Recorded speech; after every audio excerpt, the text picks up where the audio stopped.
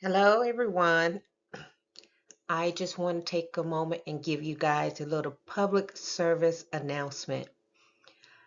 I consider this to be very important information and I hope it helps you.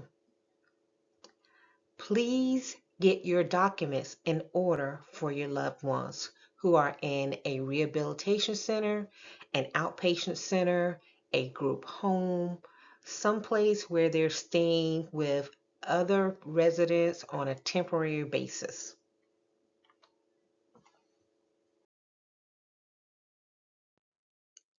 You got to understand a few things.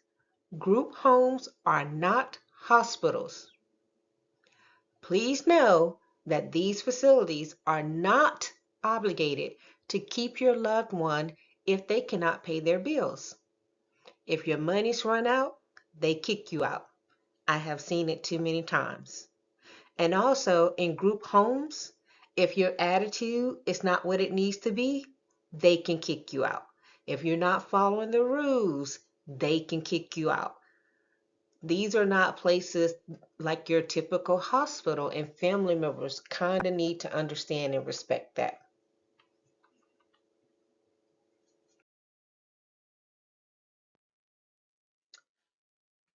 As a family member, you would benefit from helping your loved one get the legal documentation in order, like setting up a power of attorney, a living will, last will and testament, maybe even a health surrogate form. I've even had to go to some of these facilities to do title of vehicle forms.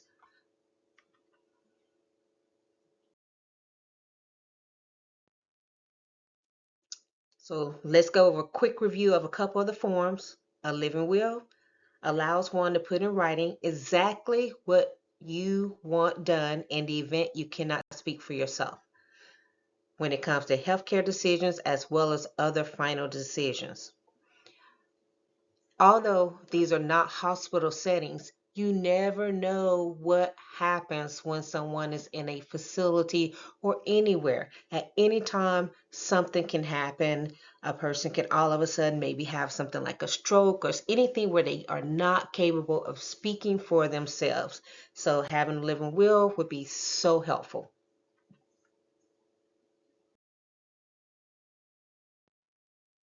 A durable power of attorney is also called a POA. It's one that is allowing the person to designate someone to make legal decisions if they are no longer competent to do so.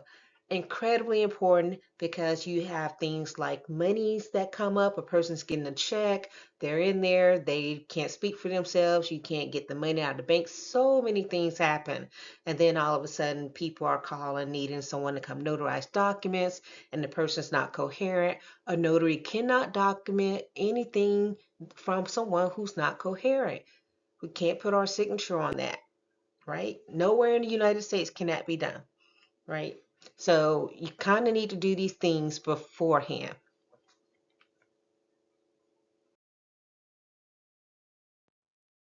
A power of attorney for healthcare. So this is a specific POA, and this allows one to designate someone to make healthcare decisions only, right?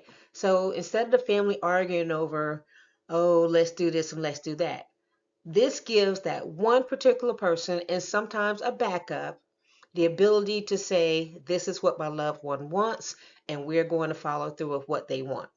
And then this kind of takes the emotion out of the situation and the ownership of family members saying, oh, you did this, you did that. You know, you're just honoring whatever your loved one wanted in the beginning.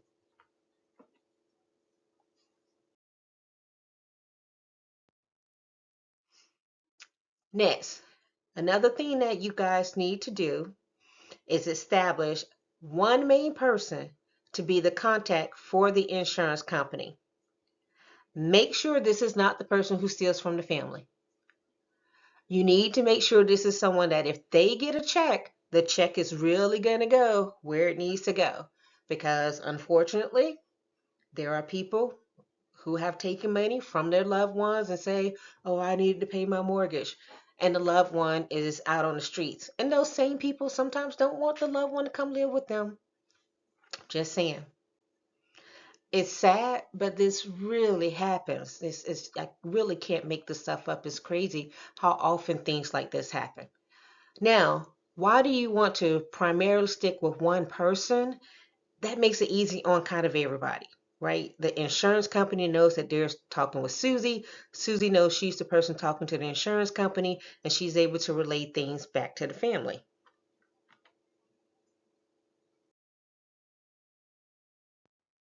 Next, establish one main person to be the contact for the healthcare facility.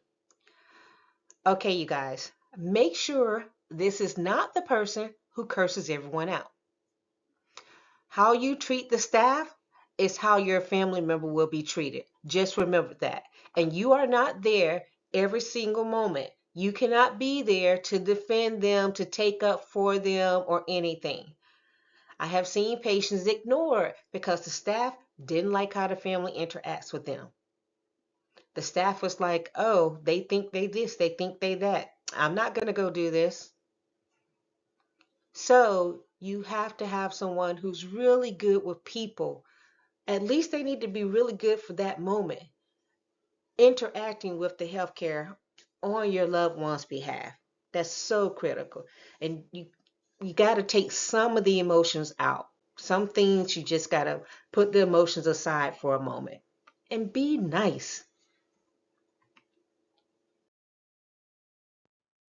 Now, establish a backup for the people in those two roles.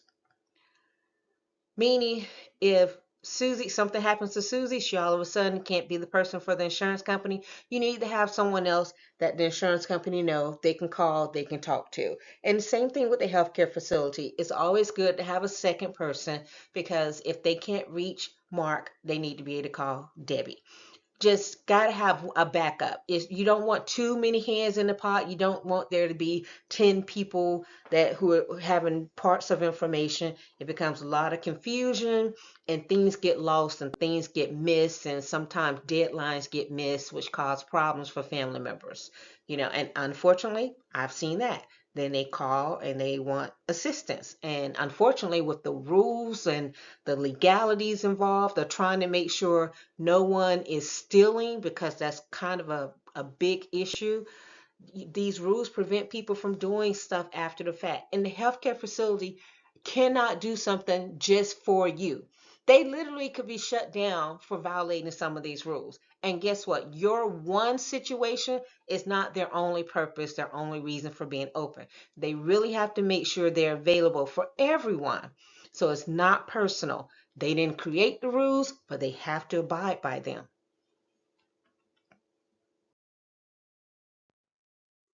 This next one is key. Have someone visit your family member daily. It doesn't have to be the same person, but every single day that your person is there, have someone go to visit them. A lot can happen in one day, and especially if they're in a nursing home on one of those 21-day stints. And sometimes in nursing homes, they have a little rehabilitative side where they do 21 days of rehabilitation. And so your family members there, and sometimes they go in for something that you think is minor, and then they end up dead. I've seen it. And they end up dead from what? A UTI, which that's a discussion I can have at a much later time, right? Now, if you have someone going to visit your family member every day, someone can say, "Oh, hey, is Granddad okay? He's not really eating. He don't look like he had a bath. Oh, he's not talking. He looks really sad. He looks very upset. Did he have a bruise with the last time you were there?" You can have these conversations if you are actually going to visit. Sometimes they don't get baths. Sometimes they don't eat. Check and make sure their mental health is stable. Make sure they are receiving the appropriate care.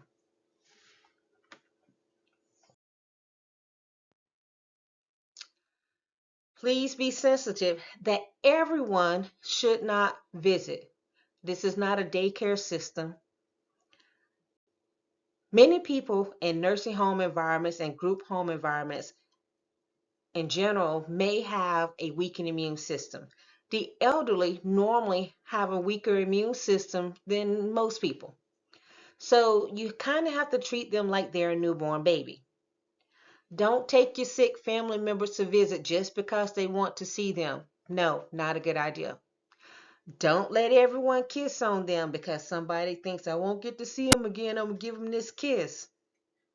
Don't let your dirty uncle, you know the one, touch all over them. It sounds extreme, but there's disease like MRSA that can be acquired by contact.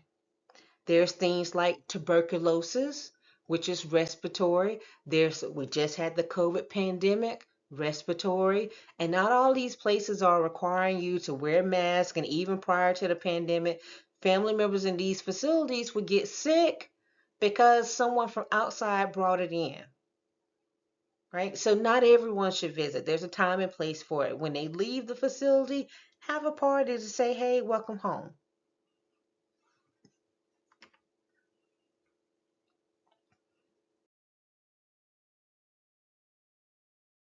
My last point, ask questions. My people perish for lack of knowledge.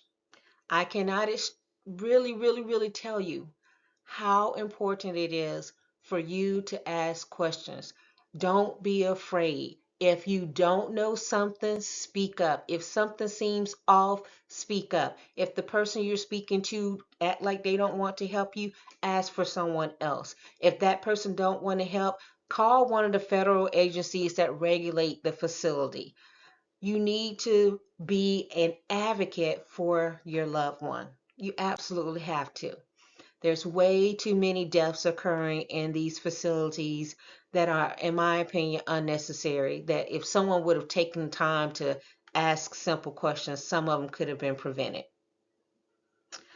Anyway, I hope this little public service announcement helps you guys. And I'm a little passionate about this because in healthcare I've just seen too much, and we just don't need it. All right? Until next time, be well.